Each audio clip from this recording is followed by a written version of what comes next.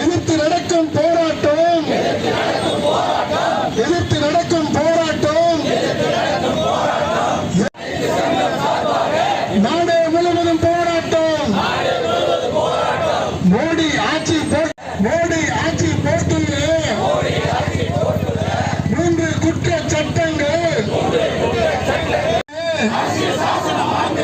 அரசியல் சாசன மாண்புக்கு விரோதமான சட்டங்கள். அரசியலமைப்பு சட்டத்தை